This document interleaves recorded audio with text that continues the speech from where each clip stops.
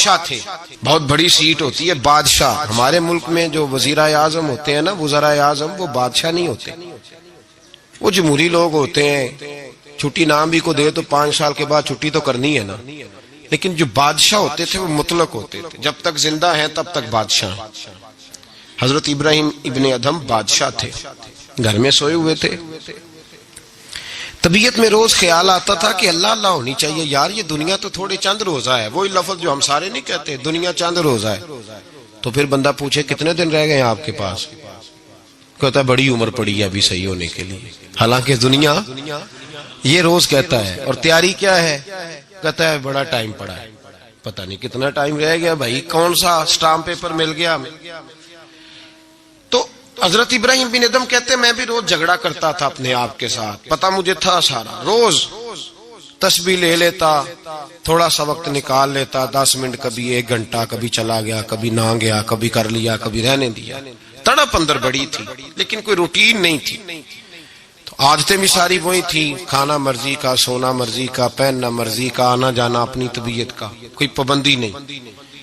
ایک دن میں اپنے خوابگاہ میں، بادشاہوں کے جو محل ہوتے تھے نا ان کے اندر جو خوابگاہ ہوتی تھی وہ اتنی عجیب ہوتی تھی کہ دور دور تک کسی آدمی کو پیدل چلنے کی بھی اجازت نہیں ہوتی تھی کہ بادشاہ کی نیند خراب نہ ہو. پیدل بھی کوئی نہیں چل سکتا تھا. حضرت ابراہیم ابن ادھم فرماتے میں اپنی خوابگاہ میں بیڈ پہ لیٹا ہوا تھا. چھت پر کسی کے چلنے کی آواز آئی. یہ سیمٹ کے چھت تو اب آئے ہیں نا، پہلے سارے چھت وہی ہوتے تھے جن پہ بالے پڑے ہوتے تھے.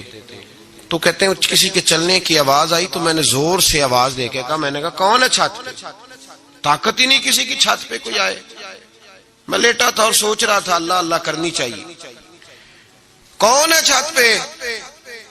تو کہتے ہیں اوپر سے ایک شخص بولا، کہنے لگا ابراہیم میرا اونٹ گم ہو گیا، اونٹ تلاش کر رہا ہوں، اونٹ گم ہو گیا. تو حضرت ابراہیم ابن ادھم فرمانے لگے تو بڑا بیوقوف ہے، اونٹ کا چھت پہ کیا کام؟ چھت پہ اونٹ کا کیا کام؟ تو کہتے ہیں وہ بندہ اوپر سے بولا، کہنے لگا ابراہیم میں نہیں بیوقوف، بیوقوف تو ہے. اگر چھت پہ اونٹ نہیں ملتا تو نرم نرم بستر پہ خدا بھی کوئی نہیں ملتا. یہ تو جہاں تو تلاش کر رہا ہے نا کہ ادھر ہی آ جائے گا تو بات بن جائے گی، یہاں بھی کوئی نہیں ملتا. اٹھ، کوئی پابندی کر، کوئی اللہ اللہ کر. تو بھی نرم نرم بستر پہ تلاش کر رہا، توڑ اس بت کو، باہر نکل، پتہ تجھے سارا ہے.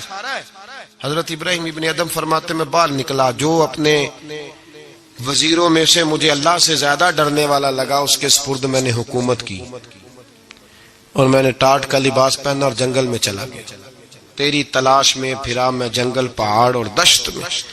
فرماتے زندگی بتا دی. اللہ نے اتنا نوازا، اتنا نوازا. کیا فرماتے ہیں اگر میرے منہ سے نکل جاتا تھا نا اللہ دن بڑا گرم ہو گیا ہے، تو آپ فرماتے ہیں اسی وقت اللہ بارش عطا فرما دیتا تھا. پھر یہ حالات ہو. ایک دن بیٹھے تھے سوئی دھاگا لے کے دریا کنارے،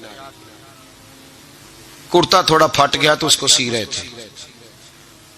پرانے زمانے کا جو وزیر تھا وہ گھوڑے سے قریب سے گزرا تو کرتا سیتے دیکھا حضرت ابراہیم ابن ادھم رحمت اللہ علیہ کو.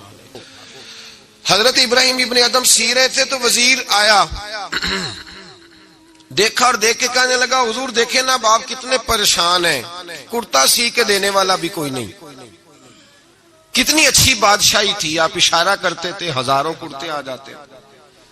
حضرت ابراہیم ابن ادھم نے اس کی طرف دیکھا تو جواب کوئی نہ دیا.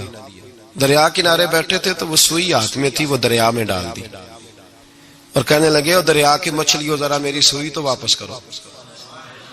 دریا کی مچھلیوں سوئی تو دو. ہر مچھلی اپنے منہ میں ایک ایک سونے کی سوئی لے کے آ گئی، ایک ایک سونے کی سوئی لے کے آئی، سونے کی سوئی لے کے آئی. حضرت ابراہیم ابن ادھم فرمانے لگے اور جانے دو یہ سونے کو تو میں لات مار کے آیا ہوں، مجھے میرے والی سوئی دو، وہ جو زنگ آلود تھی. تو ایک مچھلی وہ سوئی لے کے آئی، آپ نے پکڑی اور پھر دیکھا وزیر کی طرف، کہنے لگے وہ بادشاہی اچھی تھی یا یہ بادشاہی اچھی ہے؟